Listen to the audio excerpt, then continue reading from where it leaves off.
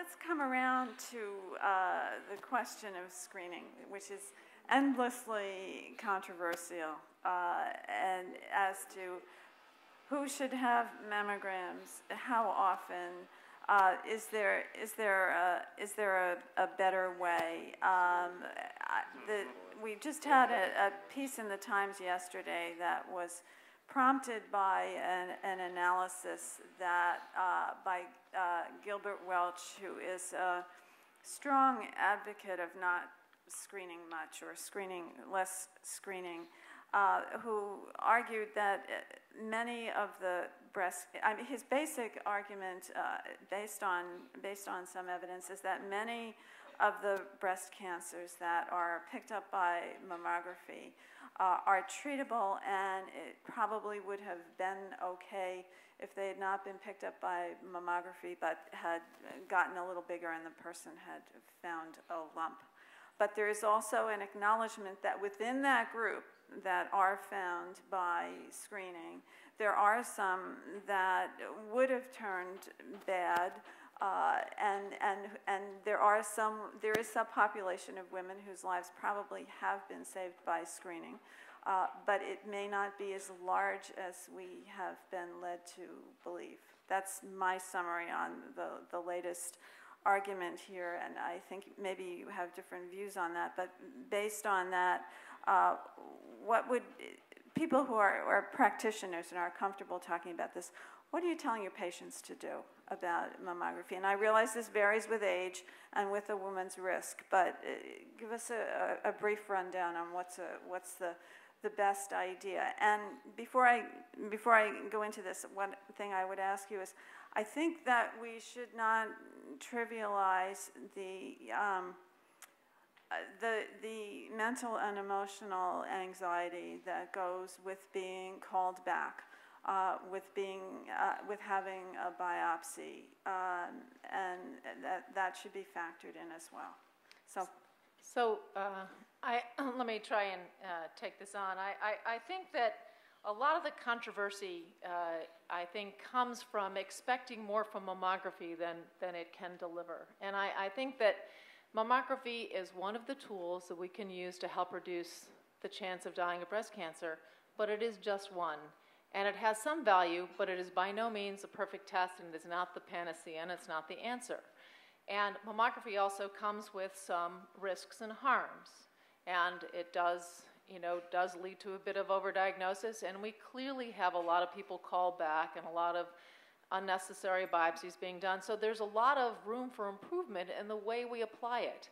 So both the evidence and the biology of breast cancer suggest that mammography will work best for relatively slower growing tumors. The very fast growing tumors, mammography, I think we can all agree that very rapidly growing, very aggressive tumors, mammography is not the answer. So and are those, let me just jump in, are those what people sometimes call interval cancers? Yes. The ones that pop up in between the tests? And I think it's important for people to understand that. So if you showed up with a new mass, you shouldn't say, oh, I had a normal mammogram, so therefore I don't need to go in and see my physician, because that's not true. Some of these cancers can grow very quickly and show up between mammograms, and you need to get attention for it.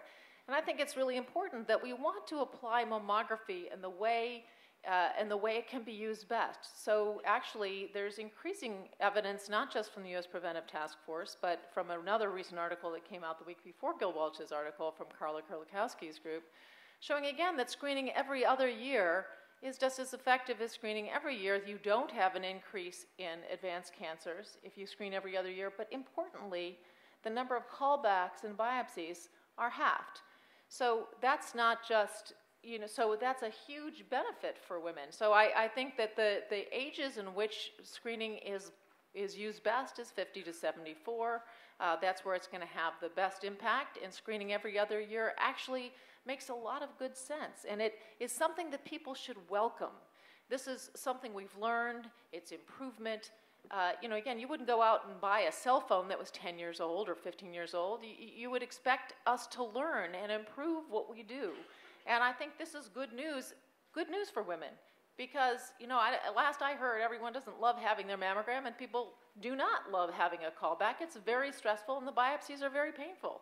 So if there's a way in which we can do it better, we should do it better. And actually, I think there's further improvement in us working together to lower or to change the threshold for biopsies so that we don't do so many unnecessary biopsies. There's probably lots of room for improvement. And I think if we apply mammography better, it will overall be better. And I think that one other thing to say is that there have been a lot of improvements in the way in which we treat breast cancer. And that actually goes a long way to make up for some of the differences for early detection. And so the treatments that we have today actually make a big difference in whether someone lives or dies. And so I think that's one of the reasons why mammography's benefit is not quite as much as it was when it was introduced in the 70s and early 80s when we had no systemic therapies. Do you have thoughts on this, Dr. Davidson? Yeah. I always love to take on this question. Thanks, Denise. I actually am in complete agreement with Laura on this one.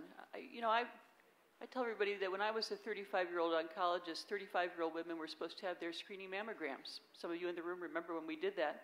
And we looked and we realized that it wasn't useful. And so that went off the radar, and we don't even talk about that anymore. So I think this is good, that we would be refining our guidelines and how we're going to take this forward. I would surely not like to think as a patient or a practitioner that I'm going to be doing the same stuff today and 10 years from now and 20 years from now. I hope that we are going to refine the way that we do this. I personally believe that the major focus should be what you said, Laura, which is that, if we want to do the most for our population at large, we should be focusing on those women 50 to 75 who are at the highest risk for getting breast cancer and where the evidence is clear that they get the most benefit.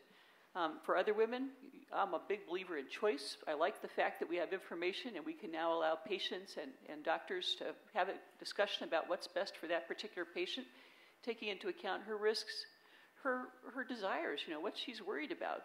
And so this to me is very exciting. And the last thing I would put on the table is that, at the same time, we've been busy refining our recommendations for pap smears. Perhaps many of you have followed this. You know that the gynecologists have been able to really ratchet back the frequency with which we need pap smears. And I, for one, am embracing that as well. I think that's great. And so I hope that we'll have the same sort of excitement about the progress in both of these fields as we think about how best to fine-tune them to optimize outcomes and to minimize the side effects. Dr. Sledge wanted to say something, then let's come back. Yeah, so I just add that, guidelines are for average women. I don't know how many women in the audience consider themselves average. Okay. The reality is that there are some women, in fact, who we are now recommending increasing imaging to, and that's equally important to mention. That, for instance, if we know that a woman is a carrier for a BRCA mutation and she decides that she doesn't want to do prophylactic mastectomy, that woman actually we're recommending routine screening breast MRIs to. So we are going to become increasingly nuanced over the years as we learn more about breast cancer risk for individual women. Right. And I think that's going to change everything going forward. And I think that is really an important point, but I think it's also important. I want to remind people, a lot of people want to rush out and get an MRI as a screen. Not a good idea unless you really have significant risk, again, because of the chance of being called back. And I want to remind people that for most screening, colon cancer and pap smears or cervical cancer, where screening is effective, it's more effective in slower growing tumors. So, and the recommendations for screening for colonoscopy is every 10 years, and if you have a polyp, every 5 years. And no one blinks at that. And actually, the data on screening every 3 years has been known for 10 years before they finally changed the guidelines. Let's not be afraid of that kind of news. It's not bad to screen less. It's actually much more appropriate, and it fits with our understanding of the biology.